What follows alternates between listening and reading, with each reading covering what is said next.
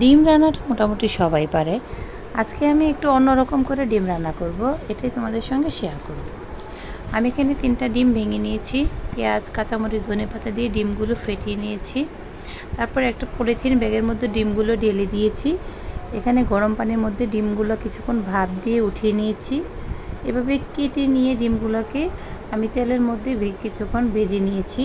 ডিমগুলোকে নামিয়ে রেখে এখানে আমি তেজপাতা এলাচি আর লং দিয়ে দিলাম। এগুলোকে হালকা একটু ভেজে নিয়ে আমি এখানে পেঁয়াজ দিয়ে দিলাম।